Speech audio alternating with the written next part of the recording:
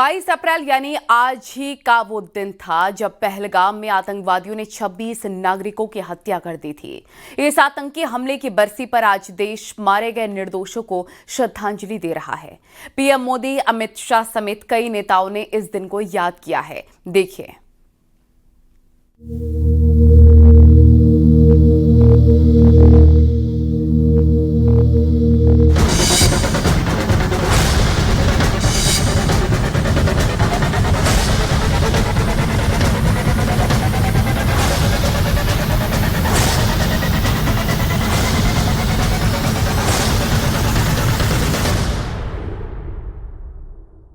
बाईस अप्रैल का वो काला दिन जब जम्मू कश्मीर के पहलगाम में दहशतगर्दों ने 26 पर्यटकों की हत्या कर दी थी।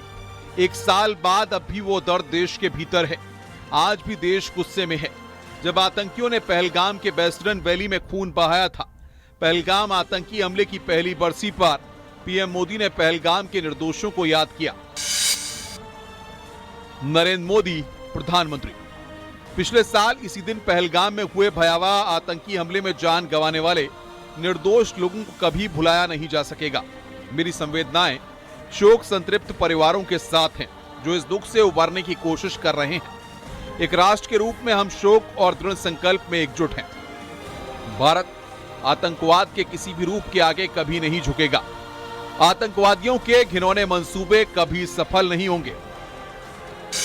पहलगाम आतंकी हमले की पहली बरसी पर गृह मंत्री अमित शाह ने जान गंवाने वाले निर्दोष लोगों को श्रद्धांजलि दी। साथ ही सभी भारतीयों से एकजुट होकर आतंकवाद से लड़ने और उसे हराने का आह्वान किया। अमित शाह गृह मंत्री। आज के दिन हम पिछले साल पहलगाम में हुए भयावह आतंकी हमले में जान गंवाने वाले निर्दोष लोगों को श्रद्धापूर्वक याद करते हैं। अपनों को खोने का दुख और पीड़ा आज भी हर भारतीय के हृदय में बसी है। आतंकवाद मानवता का सबसे बड़ा दुश्मन है जिसके खिलाफ हमें एकजुट होकर लड़ना और उसे पराजित करना होगा। भारत आतंकवाद और उसे पनाह देने वालों के प्रति अपनी शून्य सहिष्णुता नीति को जारी रखेगा। पहलगाम हमले के बदला लेने के लिए चलाए गए ऑपरेशन सिंदूर को लेकर रक्षा मंत्री राजनाथ सिंह का बड़ा बयान सामने आया। राजनाथ सिंह ने साफ संदेश देते हुए कहा कि भारत शांति चाहता है।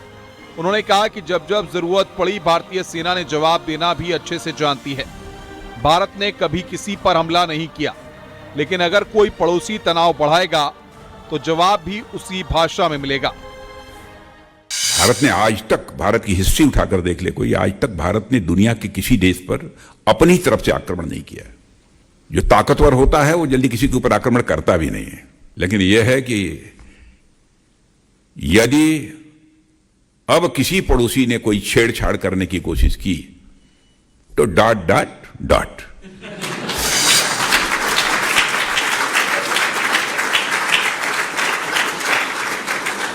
और पड़ोसी तो ठीक ठाक है, एक ही गड़बड़ है जिसको आप लोग जानते हैं। सीएम योगी ने भी पहलगाम आतंकी हमले में मारे गए लोगों को श्रद्धांजलि दी और पोस्ट में लिखा, योगी आदित्यनाथ मुख्यमंत्री। पहलगाम की पीड़ा हर भारतीय के लिए आघात है। उस भीषण आतंकी हमले के निर्दोष नागरिकों को विनम्र श्रद्धांजलि। उनका बलिदान व्यर्थ नहीं जाएगा। आतंकवाद मानवता का सबसे बड़ा शत्रु है। एक साल बाद भी आज पहलगाम का दर्द देश के भीतर है। दहशतगर्दों ने धर्म पूछकर 26 लोगों की हत्या की थी। किसी की पत्नी के सामने पति की तो किसी पिता के सामने बेटे की हत्या कर दी गई थी। Bureau report, news 18, UP Uttarakhand.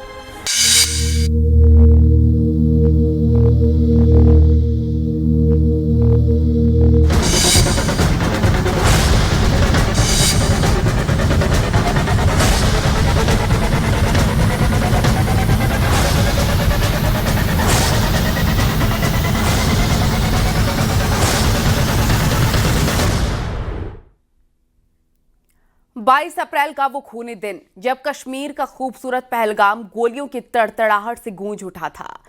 लश्कर के आतंकवादियों ने निहत्थे पर्यटकों को मौत के घाट उतार दिया था। पूरे देश का खून खौल रहा था और सेना को हर हाल में हिसाब चाहिए था। इसके बाद शुरू हुआ कश्मीर के इतिहास का सबसे खौफनाक हंटिंग मशीन। 90 दिन की अथक तलाश, घने जंगलों में 250 किलोमीटर की ट्रैकिंग और पैरा कमांडोज की वो 10 घंटे की गुप्त चढ़ाई, जिसमें भारतीय सेना ने पाताल में छिपकर बैठे कातिलों को ढूंढ निकाला और उनके अंजाम तक उनको पहुंचाया है। क्या थी ऑपरेशन महादेव की इनसाइड स्टोरी, आपको इस रिपोर्ट में दिखाते हैं।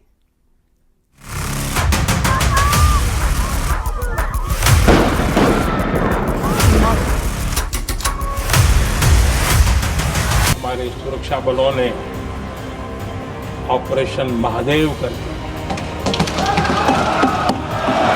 अपने अंजाम तक पहुंचे। 22 अप्रैल 2025 पहलगाम का बेहद खूबसूरत बैसरन इलाका गोलियों की तड़तड़ाहट से गूंज उठा था। लश्कर के आतंकियों ने धर्म के नाम पर निहत्थे और बेगुनाह पर्यटकों को बेरहमी से मौत के घाट उतार दिया। इस कायराना हमले ने पूरे देश का खून खौला दिया था। भारतीय सेना और सुरक्षा बलों के लिए ये फाइल में दर्ज होने वाली सिर्फ एक घटना नहीं थी, बल्कि एक खुली चुनौती थी। हर हाल में इंसाफ चाहिए था और वो भी जल्द।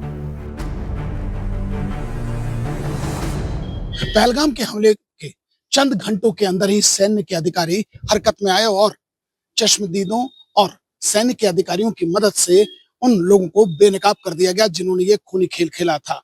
वहीं सर्विलांस की भी मदद ली गई और मुखबरों की सूचना पर यह बात तय हुई कि ये पाकिस्तानी थे और लश्कर ए तौयबा के थे। इन तीनों को पहचान जहां हुई, इसमें जिब्रान के नाम सबसे पहले आया, तो वहीं हमजा और इसके अलावा एक भाईजान भी मौजूद था। यहीं से शंखनाद हुआ ऑपरेशन महादेव का। ये कश्मीर के इतिहास में हालिया वक्त के सबसे लंबे और खतरनाक ऑपरेशंस में से एक था। सबसे पहला काम था घाटी से भागने के सभी रास्तों को ब्लॉक करना। सेना, पुलिस और खुफिया एजेंसियों ने बिसात बिछा दी थी। आतंकी अपनी चाल बदल रहे थे, लेकिन सुरक्षा बलों की रणनीति उनसे 2 कदम आगे चल रही थी।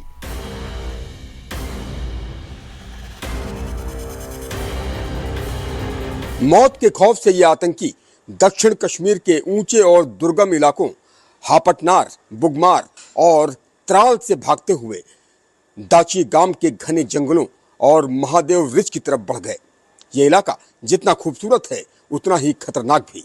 यहाँ की कठिन भौगोलिक स्थिति आतंकियों की छिपने में मदद कर रही थी, लेकिन सेना के जवानों के कदम नहीं रुके। मई का महीना खत्म होते होते चुनौती और ज्यादा बढ़ गई। अमरनाथ यात्रा सिर पर थी और इन खूंखार आतंकियों का खुला घूमना बहुत बड़ा खतरा साबित हो सकता था। खतरे की गंभीरता को देखते हुए गेम में एंट्री हुई सेना की सबसे घातक यूनिट पैरा स्पेशल फोर्सेस की। अब ये सिर्फ तलाशी अभियान नहीं था, बल्कि एक फुल प्रूफ हंटिंग मिशन बन चुका था।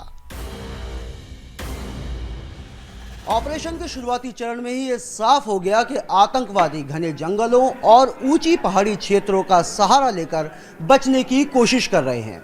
ये ऑपरेशन आधुनिक तकनीक और धैर्य का अनूठा संगम था, जिसमें 300 वर्ग किलोमीटर क्षेत्र के लिदवास, हरवान और दाची गांव में मजबूत घेराबंदी की गई। आतंकियों को लगा कि घना जंगल उनका कवच बनेगा, जबकि भारतीय सेना के कमांडोज ने 10 जुलाई तक उन्हें दाची गांव के 25 वर्ग किलोमीटर क्षेत्र में ही समेट दिया। 10 जुलाई को खुफिया एजेंसियों को आतंकियों की सटीक लोकेशन का सुराग मिला। ऑपरेशन महादेव अब अपने आखिरी और सबसे निर्णायक मोड़ पर पहुंच चुका था।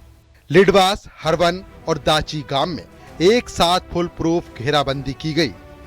आतंकियों को एक छोटे से इलाके में पूरी तरह लॉक कर दिया गया। लगभग 250 किलोमीटर तक आतंकियों को खदेड़ने के बाद और लगभग 3 महीने दिन रात अथक प्रयास के बाद 28 जुलाई 2025 का वो दिन आया। पैरा एसटीएफ की एक हिट टीम ने बेहद खतरनाक और दुर्गम पहाड़ी के रास्ते करीब 10 घंटे तक पैदल चल के 3 किलोमीटर का फासला तय किया। यह आतंकियों के लिए एक सरप्राइज अटैक था। आतंकियों को भागने का भी मौका नहीं दिया। पैरा कमांडोज ने आतंकियों को मौके पर ढेर कर दिया। बैसरन में बहे बेगुनाहों के खून का हिसाब पूरा हो चुका था। ऑपरेशन महादेव सिर्फ एक एनकाउंटर नहीं, बल्कि भारतीय सेना के उस जज्बे की कहानी है जो कहता है, तुम पाताल में भी छिप जाओ, हम तुम्हें ढूंढ निकालेंगे। इस ऑपरेशन ने एक बार फिर जनता का विश्वास मजबूत किया और ये कड़ा संदेश दिया कि आतंक फैलाने वालों के लिए भारत में कोई रहम नहीं है। उन्हें हर हाल में उनके अंजाम तक पहुंचाया जाएगा। Bureau report, news 18।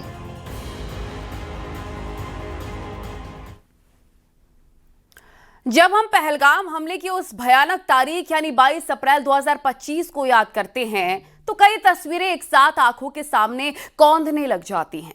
गोलियों की आवाज, भागते लोग और डर के सिहरते हुए वो सन्नाटे। इन्हीं तस्वीरों के बीच एक और कहानी छुपी है, उन घुड़सवारों की जो उस दिन सिर्फ सवारी नहीं करा रहे थे बल्कि जिंदगी और मौत के बीच खड़े थे। लेकिन अब एक साल बाद उनके जीवन में बदलाव क्या आया है, आपको इस रिपोर्ट में दिखाते हैं।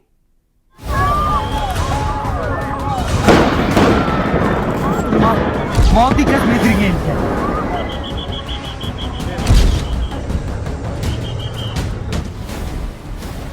22 अप्रैल 2025 दोपहर 1:50 पहलगाम, जम्मू कश्मीर।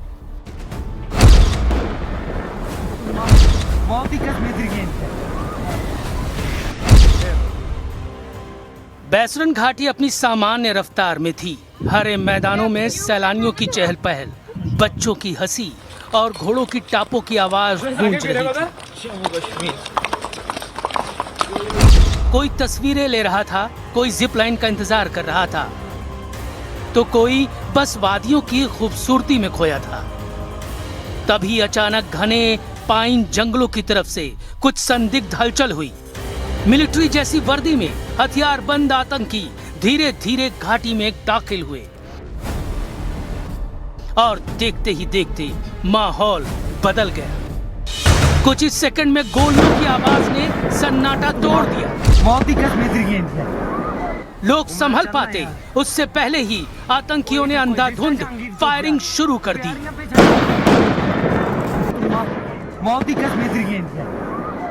चीख पुकार मच गई, लोग इधर उधर भागने लगे, हर चेहरा खौफ से जकड़ गया। इसी अफरा तफरी और दहशत के बीच एक ऐसा पल आया जब इंसानियत ने डर को चुनौती दी और वहीं से शुरू होती है सज्जाद अहमद भट्ट की कहानी। कहानी थी सज्जाद अहमद भट्ट की, जो एक रियल हीरो की तरह सामने आए। अपने कंधे पे उन्होंने जो इंजर्ड टूरिस्ट थे उन्हें उठाया और बैसरन की उन वादियों से चल के नीचे आए और सेफली कई सारे टूरिस्ट को इवैक्यूएट किया। आतंकी धर्म पूछ कर लोगों को निशाना बना रहे थे, लोगों से कलमा पढ़वाया जा रहा था।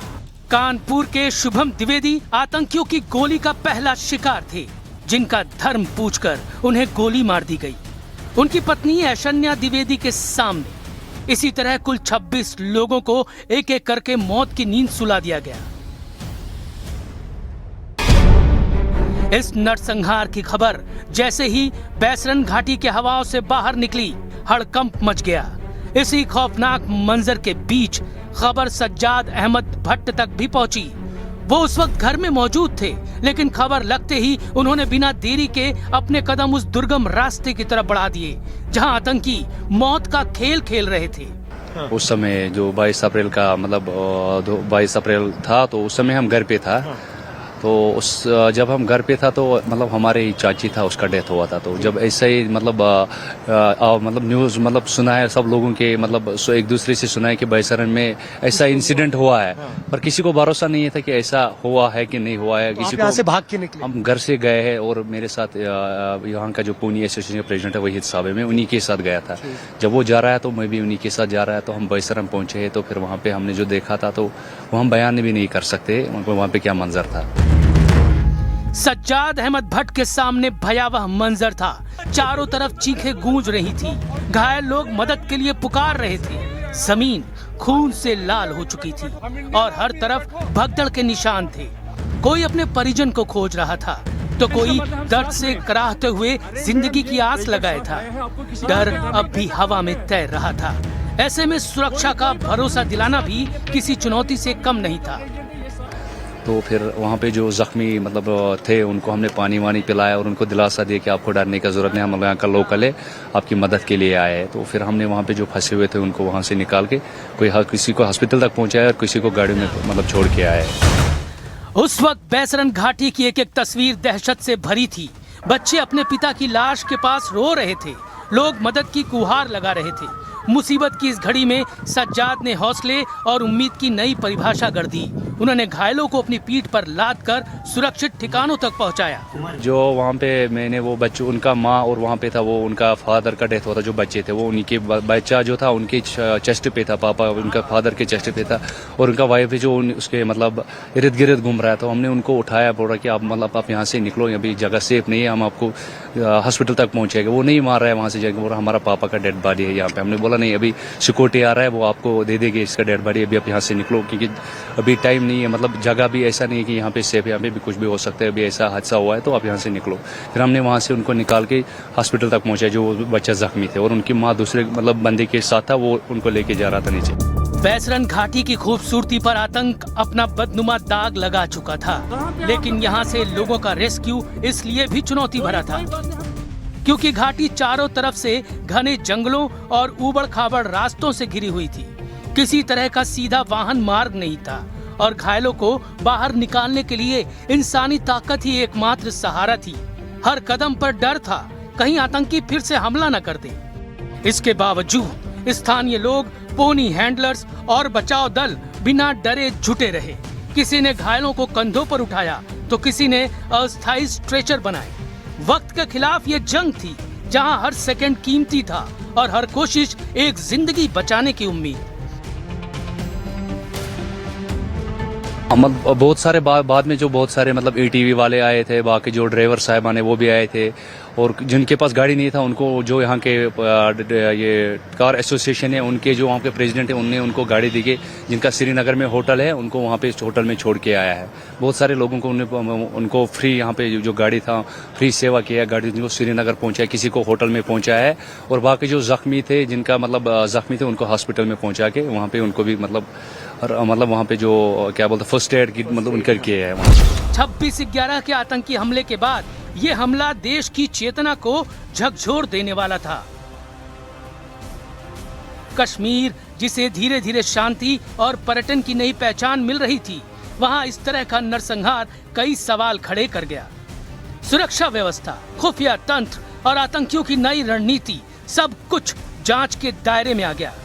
इस हमले ने ये भी दिखाया कि आतंक अब सिर्फ सीमाओं तक सीमित नहीं रहा, बल्कि आम लोगों, उनकी खुशियों को निशाना बना रहा है। लेकिन इसी अंधेरे के बीच सज्जाद जैसे लोगों की कहानियां उम्मीद की रोशनी बनकर सामने आई।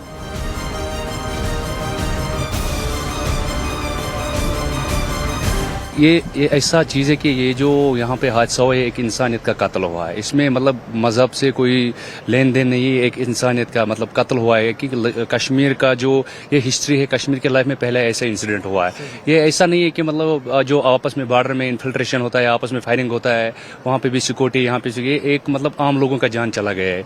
इसीलिए मतलब इसमें पूरा कश्मीर का पूरा जो हमारा इंडिया, पूरा इंडिया के लोग निकाले इसके मज़ामत के लिए, इसको कंडेम, इस अटैक को कंडेम किया कि क्योंकि एक आम लोगों पे जिनको बेचारे को पता नहीं है कि वो एज टूरिस्ट आए हैं, यहाँ पे मेहमान थे हमारे, उनके ऊपर अटैक किया तो वो समझो पूरा कश्मीर के ऊपर अटैक हो। और